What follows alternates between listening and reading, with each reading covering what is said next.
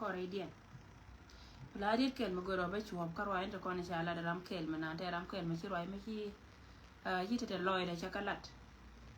ti cha nga je ken ti la rik ti cha nga je ken bare la nan to kontin goro ba ko la ba chuop ta ma ko jen ba ya kam direction mo go yani tin ko ken ko no ko la ti la ku ne no kon gwa da me ba to ke nyin juba tin kon lip kon diale ba to ke nyin juba ka wanche we ka gwandit ka kot kon dia che ye kon che ka ko la ke je we juba je ni se je ka to kon la ke tin yes juba te chunga kot gwandit din chi wo chi na wo tin wale la we jen te ka me cha wala je ne de kon cha ke je kot cha we jo ke no ne gor ne password dum computer ka du cha we jo gor ne password dum computer ka du password no ku dia la password ni dia le kon de chinya te cha na ko ni dia computer cha na ka dor me chal ke South Africa me wate kara me din me le ne dia ka gar wi mon de re password na gara ma cha de ka wotu cha wanya sina lu nja wanta me wala ne me ko do wala nang de tin me nang ka jama nang ka je wa jo ni je go jin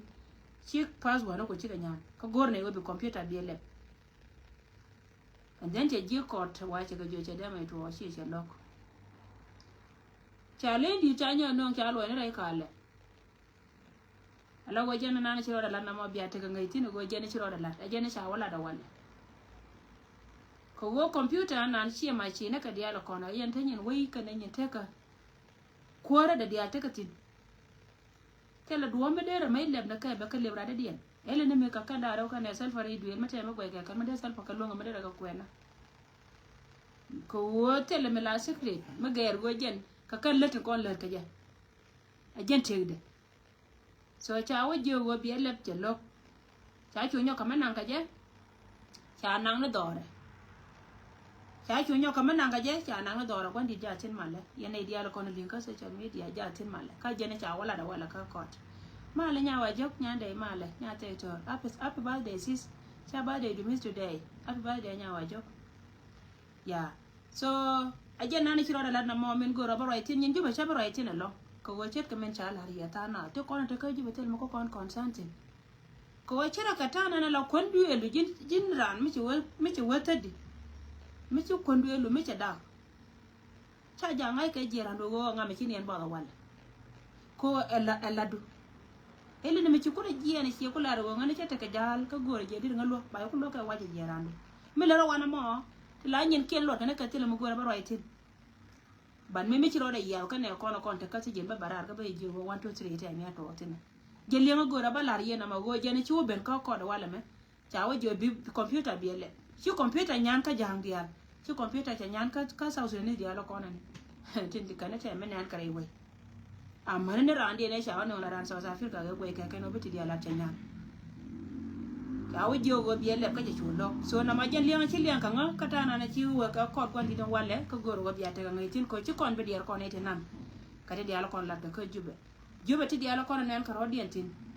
tele mi tie ka kon ma ron ka la ko wo jen the more tan rai ka nyin ki na kon la ka ken la kon ka kan credit ala wala ra wa til chiete me din ma ngon kon ka nyin ki la ka ke gor ba rai tin men dong dia na be ben ka nganial a kuila de let ka kon na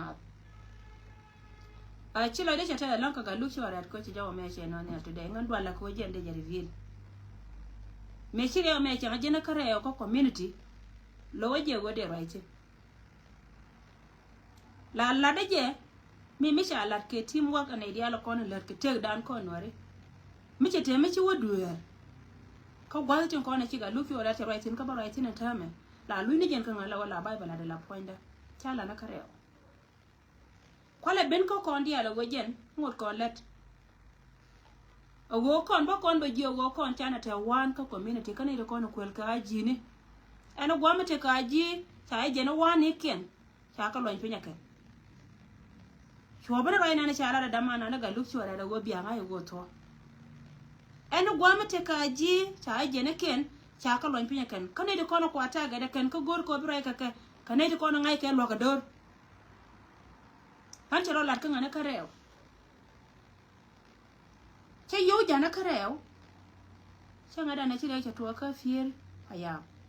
me cha gad kon cha kana ga jabe che tie cha na jo ne tro de ka lon ka me lo ka ke di ko an fiel pa ya mra me tere de kum cha ma jo cha ga lo dien ko kan ka ne ti nyur ka la go kai cha cha mai ken cha lo go ma cha ka latin mo no go mi chiran wen lo ka che de lo ne re bo le lo ka ne cha bui kanta me wa ba kana ka jube e kuma me ta wi kula kuma gar kur galwa batana na ta ka chui ka bo kariyam dien lo nyelo ka wo ngai ko ne cha chien cha da ngan chwa yu 600 pounds chwa ka kan chwa ka ja ara me da na che je ka yo kula agent dien kana de ko ne cha ka je aji kara ma nga na point ngai je gat chien ma ngai je wo be la da mo be la ka pira pa yam ko kana te ko ne cha mo ka bot kaneke bula agent wuro mi chal ka gar kur galwa kur no ba pi ro me ko agent ya ngai go to yo 600 pounds me cha ka ja kan ka wo chom ne me che yo cha ka kap yo telephone ka dia tela ro ka ne chwe ka ga chwa yo lo nyo ka mo go ra ka do da ngan ka ro ada chwa kule nyo je ka ne re ko na te ka ara ka te ka pier akel me cha ngai na mo me cha ngai go ra cha la ga luk atwa kana ite kono kwel ka kwa kon la baban gor ko karar ka kana jini kana ite kon ler kel ka ke ko sha ngai chana gujan loy logna kana ite kono naka geyni take te gwana na tane dia take tina tame log dien bome mitela ra mi ka chegran kana ite kono cha moy ka bot yo yen war dia lo go chara jaketa charo la na mo ka nga ka yo te kon te ngana ja ka ga te kono te ka pier again charo da benyo te ka gad me chenen gada ma dia o jaba chi yendi ala ne gada mo a chig medit me cha gade cha gad ke gada cha kana ngamorlen bat chi ke jien ka do be me la do ya kwach chi wo ka ya kwach kana tara chi ko wo kana chi gade chi morlen ka wa ta cha gad cha na chika do kana gada mi wut ka chia gada me cha gada na ngan me cha ne chia ga mo chwa nyo ka me luaga ko ne ti me le ne ke chwa nga be jo we jen pan ken ne de kon ta ka ya kwai jene dien ka yo te me te do me je ga ne ka hele mi yo je ka wolang chi me yo chi ka je ka lanken chwa nga ko ne karam kel ka lanken so me cha nga ko ne karam kel ka lanken chwa yo to ku dan dio chwa ka nyo ka kana ja ka ka yoro ko dan diok ti ko pen ka wan mala rana ji kwale ben ko kon community go continue le kon de chana kataro gortin ko chana taro already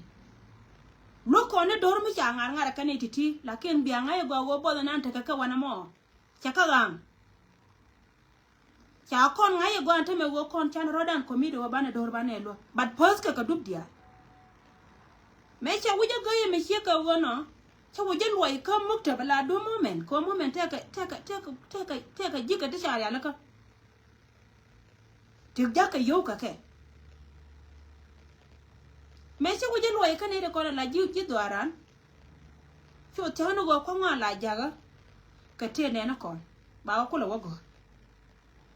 aga no kon ta me meta kon let ka je no kre dung ti da me meta ko re ka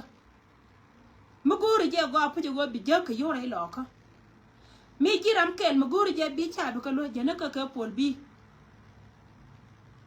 kam maguri je wo bu konde ni bi de ni bi ka moy ka kon ko kon let ko no konde ni tin tar ka ko ra ken kana ga to kon tin cha da te ta ka pa da ri da tar je ka jibon ka kana let kon ke maguri no go bi de ni bi ka moy ka kon wa titi no chola che chol kwar lo ka ba ji kam number ne to kon ti lot kan ne to shola che chol kwartin kon chol ka kwar lo ka ngai kwar lo ka US ngai kwar lo ka Australia ka ngan meri nyando chol nei ba ji kam ram kel ne cha kwan e muktab dan mo wokti dial ka tida chi o ta ka wan ti chara ya la kan ta me ti la jel ke la ka kon la ka won gwa chi re cha to tin ba na wo to ra ken ba kon je ka tur ne nas an mi chie ne ni yo bloy de pen bloy do kwa ni pin wo kan ga da kon mai ka bo lo kon ne kon wo kai tin yo chi wo to ro chi chu lo te ga du ko che no ra today cha ji na mo na kareo yo du kur ba kel pounds la yo du ku dan jo chi kareo kan ka chu an ka kan chuera to tin ko ne cha ro den je ka kala ro iran ka ne ngai na panki toro me janan go de lar kon community kala na lar ka kon men boko bentin janen ka kuilo kon chane lo ka gwa de bare dan ka ngot ko lo ka maneta maka lo ko rodie doran ko redling ena pan ka won kur ci jaw ci ben wote ka ci bone ti gor ka lo ka kan jama yoda ka ne de kon te pin ti la teamwork ti lar kel ka kon en go balar kon dial kon de dial kon lar ka kuidora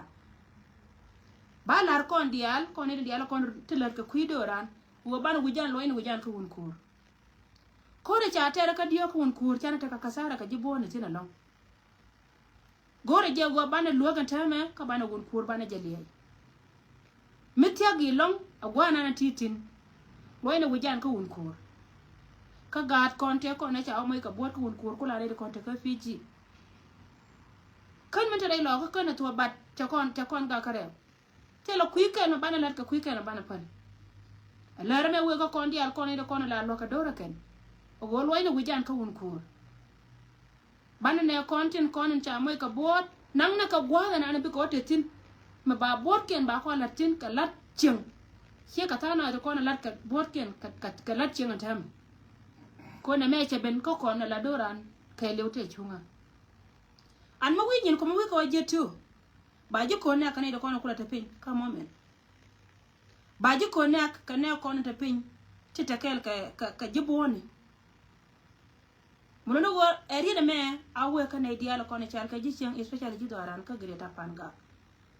ala account is down to ko na to gwa ma ta chire ga me cha pen ka ke gore je long go yen dial ya bara ko wo yen yen ga chim me ko da bulun tir changa pa na wala ma tul yone go ngai chim me cha wora ilo ka cha wora ma tul yone me da ne te ka naser la chuala ne yo long ne tru nyir kon te ko ne la tul yo but me che betu on go jen poinde te ka me nana to ra da ma tin ka kuilat ko ngai chim ngai je go jen de ne me der wodi ka ngai je ne me che de wodi the same ko yene de ko ne chal ka ji greta panga ala account is dar auto ko ne chire ka pen ka ke le me yendi ala ka mama ni amano kwar ko ne chal ka kwar community che chol ka che jogo lo ina go jan lat na na chal la da mo bi nor community be look through yene de ko ne chal ka leaders te la kwarchin ko wo mu wido ro jabi ngai go chi jakara matedi so ro me janande go ro de lar kono go kon cha kon no jibore de kono chal ka ji do ran ko un kur chiene de kono kula ji greta pan ga tin kuir ka tatin kon to kor ka cha ma jogo bi la na go chene tiam chene ku pai tiam chene te kon te la lo kana ga ken kwala chore ji ko cham wa cha ka tu self disem ka me cha la re lo ka cha la ban tem de do ran greta pan ga ji duel wal te kon te la lo ka kon na ken cha ka tu so nte men ji bo ne ka pinyo riop tan ken ti yi ken cha ra banyo ka me je ka ko ken ti ka loin ka riam kan nga ka kana nga je ka so na mo je na go ro balar kon ne de kon chal ka ji media si ne dia la kon ler ka kui ne na kon adwo ke na mo sie me dong de na de nyo ka marti aro en dong de na ba go ne riet ka mal ma go alam mal ma di baba ga ta mal ma di me dong ti da na go ro ba go ne riet ka wo ne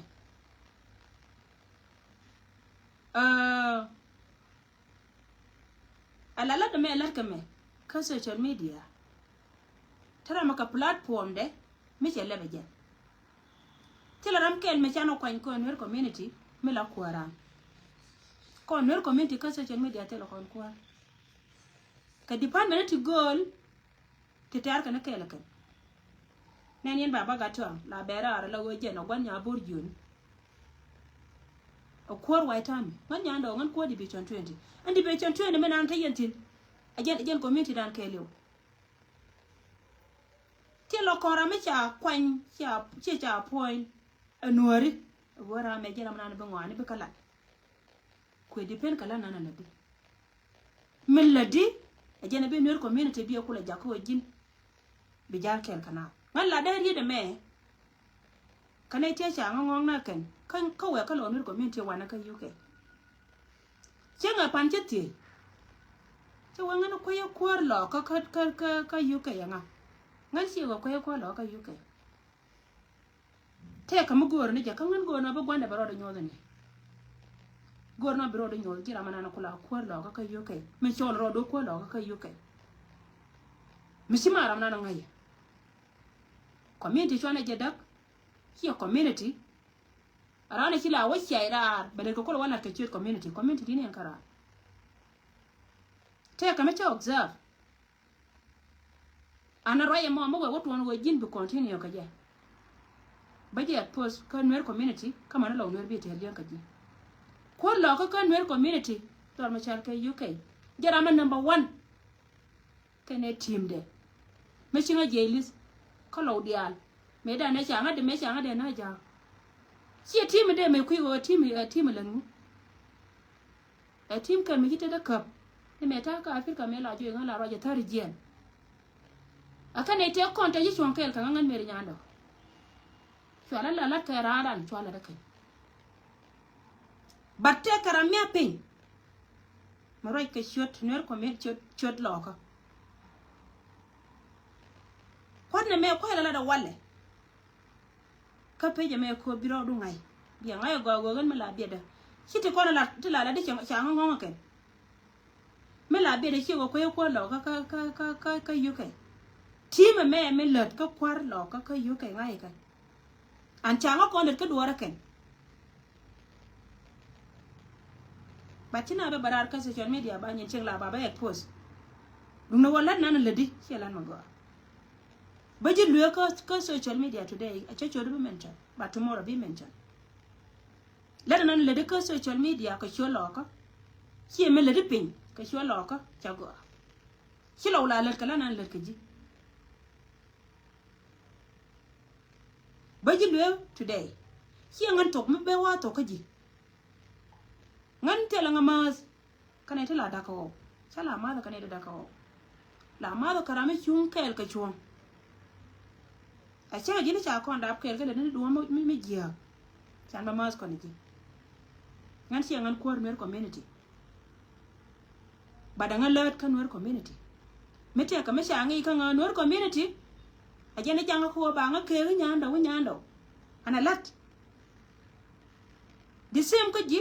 mete ka ma go amele de me che tuan wo ba kom na ne ta ka kom ta ka lo wer community e be ben pen de ji ko nya ka ma kwan ka ji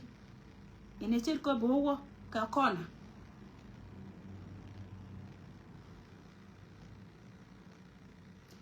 ajara ina gora bala na mo yen bora na kap ka mar sa nyibol ngai te che che ngai da no ko lo ka gor no baro da nyu nga dong ira ma tum be ngajo me chu ko men wana ma jen ngan ko lo ko jen te la da long pin ka te ka de ga chot ko lo ko yi ko lo ko Jena ne nyana mero aja changi. Komenti ko ya correct. Jen bana le tulon ka lana mo. Mora ma waka ke tomde bana pen yer ka bana pi. Social media chana ya. Ante ka tana te bari alaka. Ka jira ma chari alaka social media chuje goro bro yoy kwat ra da dia. Mi sha yare social media. So na ma advise ma kama lo ner community ka jari zo ne ti ka ngachanga da gona baro da gani ko te gui ande te dia te kon me kira shuga ne dan ta libe da cha lib ke 2 weeks and me ko jira member ro me dan te ke 2 weeks and ta libe da ke 2 weeks ngai no ba ngajo nganan dere to ko la we lar nga dere ka kula la an me ba wana me bara na roda tin tela ramu gora go baro da tiye ka je ko ri ga da ne be kan kana na tuwa bara na roda gwa me ta tin ba nyor ka nyore man go che lwar ma wa lwar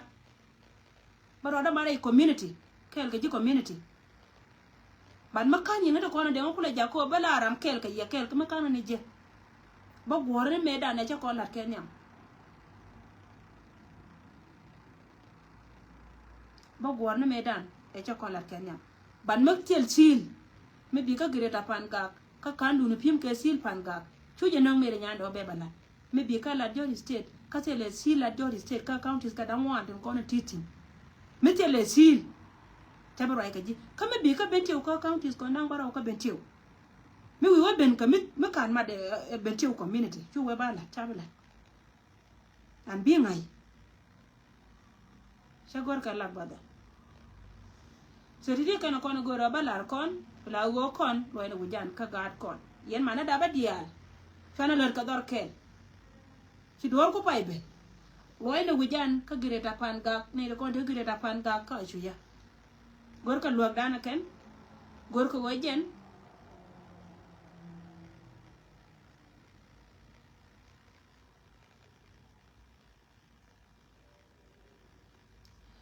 gor ko wajen point da bana ka lor kata kona lat keke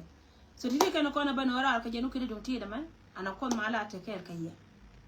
ene dia la kona go yena gwa mo kon mala ta kel kayya